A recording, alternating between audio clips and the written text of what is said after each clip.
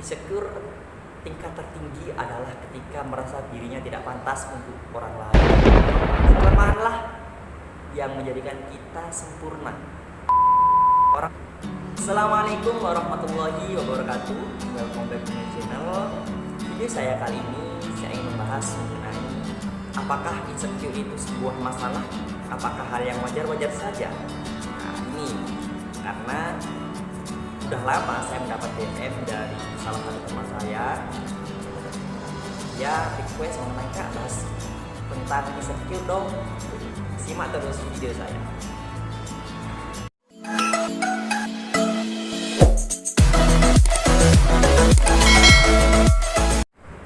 Mungkin kita udah familiar dengan kata insecure, tapi sebelum kita melangkah lebih lanjut, alangkah lebih baiknya kita membahas arti dari insecure itu sendiri. Kalau kita lihat dari bahasanya, insecure itu berasal dari bahasa Inggris yang artinya secure itu aman. Berarti kalau insecure tidak aman. Maksudnya apa? Di sini maksud insecure adalah kita merasa tidak aman dengan diri kita, yang itu berasal dari internal kita, dari diri kita itu sendiri, atau berasal dari orang lain. Banyak faktor yang menyebabkan kita itu insecure.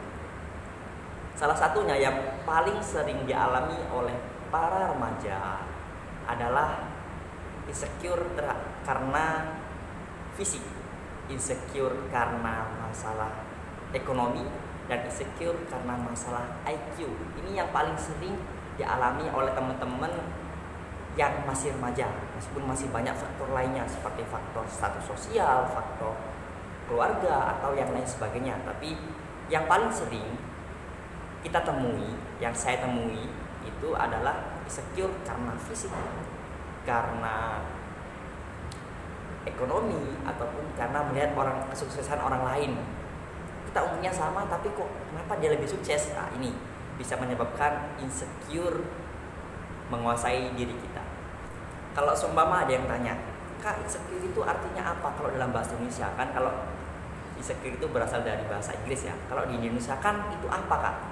Kalau kita buat kata minder juga tidak sesuai ya, karena insecure ini sifatnya lebih umum, yaitu gak hanya minder doang, tapi udah masuk ke psikisnya dia, ke jiwanya dia. Kalau minder juga kurang cocok, gak pede juga iya, tapi juga kurang cocok, karena mungkin kepedean ini masih spesifik, tapi insecure ini lebih luas ya. Kita bisa sampai menyalahkan diri kita sendiri karena insecure ini. Mungkin kok aku gak kayak dia sih, dia tuh cantik, atau dia tuh ganteng, kok saya jerawatan, kok saya kurus, kok saya gemuk. Jadi dia itu sifatnya lebih ke menyalahkan diri sendiri karena kekurangannya ini itu ya. Nanti kalau dikatakan minder juga bukan, dikatakan gak pede juga benar, tapi juga bukan juga. Insecure lebih umum sifatnya. Terkadang malah kalau insecure itu udah parah, kalau kita lihat di komentar atau di media sosial, insecure tingkat tertinggi adalah ketika merasa dirinya tidak pantas untuk orang lain. Yang merasa dirinya tidak pantas untuk orang lain.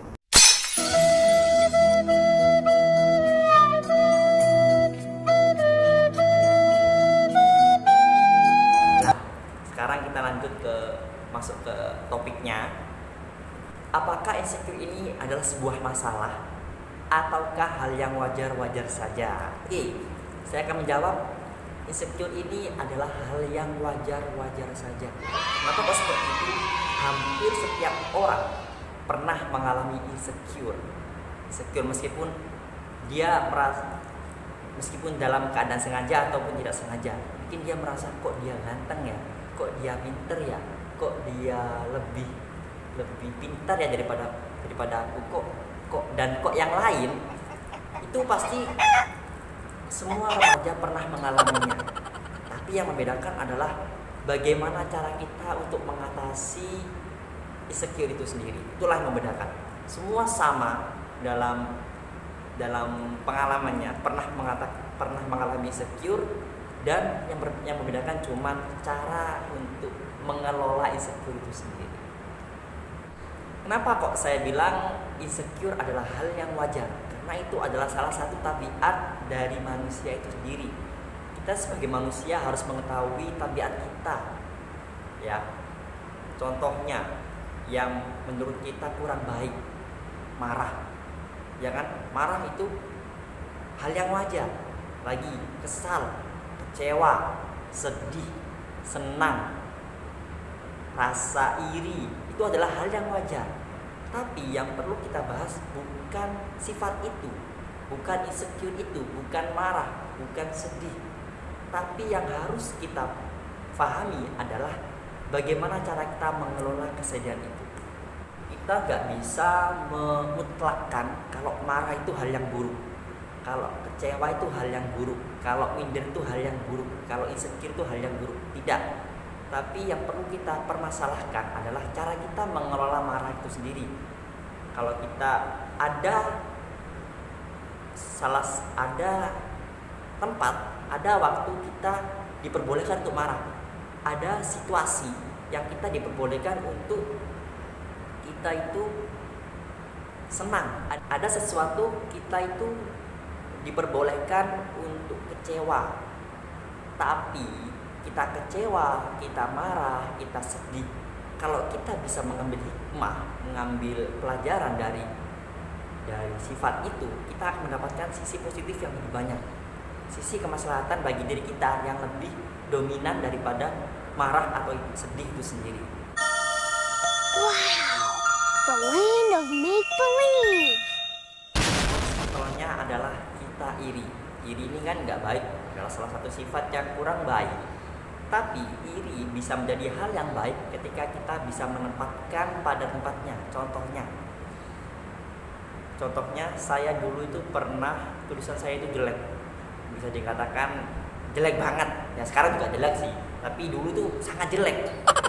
Tapi saya itu sempat iri dengan teman saya yang sama satu kelas dengan saya, tapi tulisannya lebih bagus. Akhirnya karena saya iri, saya olah keirian itu dengan sesuatu yang positif. Jadi saya berkomitmen dengan diri saya harus menulis dengan tulisan yang lebih rapi dari sebelumnya. Jadi saya itu melihat buku, meminjam buku teman saya yang tulisannya rapi itu untuk saya belajar menulis secara otodidak, dan alhamdulillah sekarang tulisan saya lebih rapi dibanding dulu yang sempat dibilang seperti cacing kepanasan. Contoh lainnya lagi, saya itu pernah merasa kecewa dengan salah satu sikap teman saya. Pada saat itu saya ada di salah satu grup yang mana ada teman saya yang menasihati saya di forum, di grup. Di sini di grup WhatsApp ya, di grup WhatsApp. Saya itu merasa kecewa banget. Oh, kenapa kok mereka membuka aib saya atau menasihati saya di depan orang banyak, kan saya juga malu.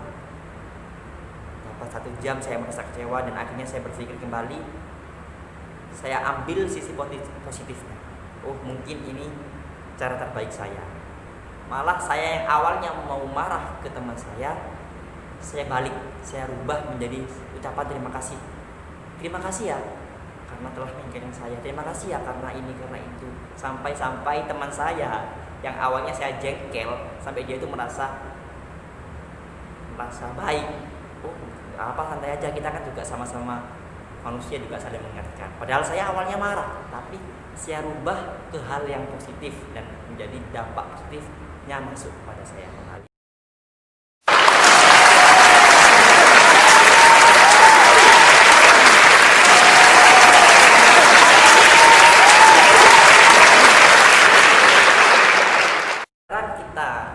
Masuk lagi ke inti pembicaraan kita, ke insecure. Insecure ini bisa banyak faktor ya yang sudah saya jelaskan. Salah satunya, contoh yang saya ambil adalah fisik. Kok saya itu gak tinggi ya? Kok saya itu kurus ya? Kok saya itu gemuk ya? Kok gak seperti teman saya yang ideal, yang cantik, yang pinter? Nah, ini kita harus tahu penyebab permasalahan itu. Fokus ke masalah, fokus ke pemecahan masalah, jangan terfokus ke masalah. Itu yang perlu kita garis bawahi. Fokus ke pemecahan masalah, ke solusi, jangan fokus ke masalahnya. Kalau itu berkaitan dengan fisik, yang mana kita gak bisa merubahnya, itu murni pemberian dari Tuhan kita. Bagaimana cara kita untuk bisa mengatasinya?